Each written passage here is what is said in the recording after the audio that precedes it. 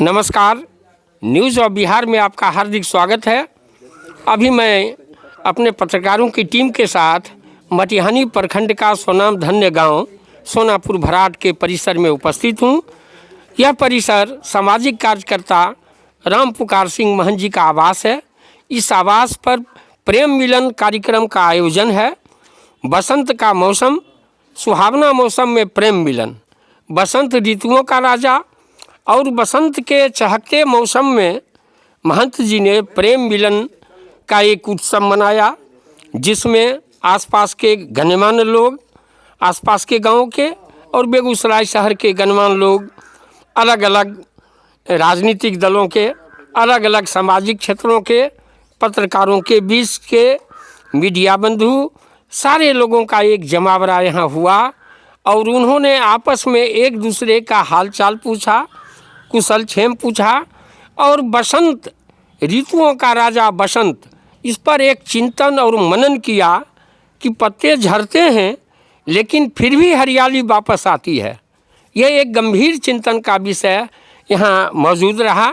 सारे लोग यहाँ मौजूद रहे और उसके बाद सहभोज के रूप में, सहमिलन भोज के रूप में चूड़ा दही का आज यहाँ उत्सव हुआ और सबों ने चूड़ा दही का आनंद उठाया तिलकुट के साथ।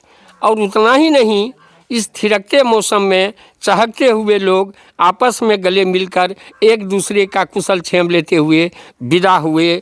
मैं इस चैनल के लिए सोनापुर भराट से एसएन सुमन, वरिष्ठ पत्रकार, अपने तमाम सहयोगियों के साथ। क्या बोल रही पब्लिक? जब तक तोड़ेंगे नहीं तब तक छोड़ेंगे नहीं। मैं यहाँ तोड़ने की बात नहीं कर रहा हूँ, मैं यहाँ जोड़ने की बात कर रहा हूँ। 1 से 2 जोड़ेंगे, 2 से 4 जोड़ेंगे, छोटे से चालू करेंगे। अपने कपड़े का व्यापार चालू कीजिए भैया। 15,000 आइटम वेट कर रहा है आपका। नीचे स्क्रीन पे नंबर दिया गया, कॉल करिए, सैंपल्स मंगाइए, आकर के कलकत्ता वासियों आकर के विजिट करके मान लीजिए।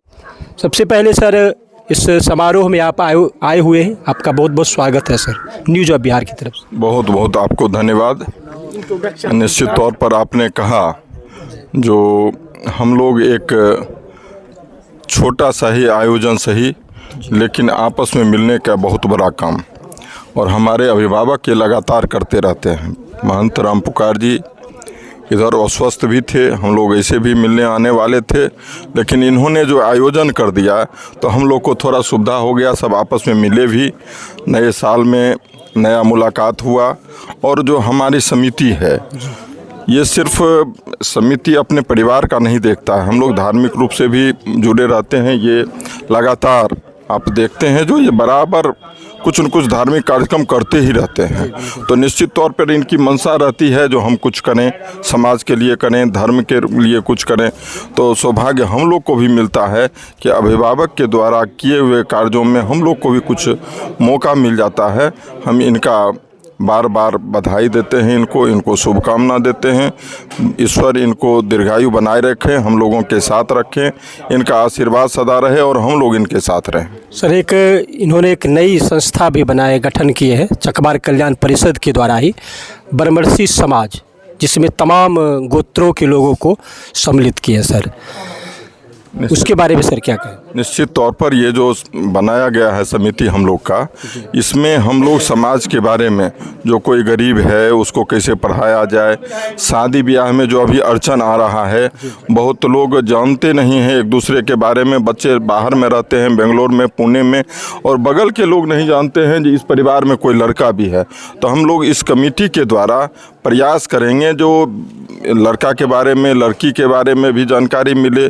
कुछ बच्चे यदि गरीब हैं, स्वास्थ्य के लाचारी हैं या पढ़ाई में कोई कठिनाई है, जिस भी ढंग से हम लोग मदद कर सकते हैं। अभी पप्पू जी इधर देखे, लोगों को धार्मिक स्थल घुमाने का ही काम किए, उन्हीं के सुपुत्र हैं। तो निश्चित तौर पर ये सब समाज का ही काम है। तो हम लोग जितना जो भी कर सकते हैं इस समिति के द्वारा करेंगे। सर, पप्पू जी क्या कहेंगे? आपके ही घर पर आज आयोजन रखा गया है सर। चलिए, सर्वप्रथम आपको धन्यवाद। और ये तो हमारा सौभाग्य है जो हमारे घर पर इतना लोग आए, सभी लोग का आभार। और हम कोशिश करेंगे जी कार्यक्रम सतत चलता रहे और क्या। चकवार कल्याण परिषद का जो उद्देश्य है उसको कितना आगे तक ले जाएंगे? हाँ, चकवार कल्याण परिषद का अभी बैठक भी हम लोग का हुआ है और उसमें चूँकि सब कुछ में फंड का आवश्यकता है, तो फंड के लिए हम लोग का लिस्ट बना है 100 आदमी का। हम लोग अच्छा से उसमें सब लोग मिलजुल करके काम करेंगे।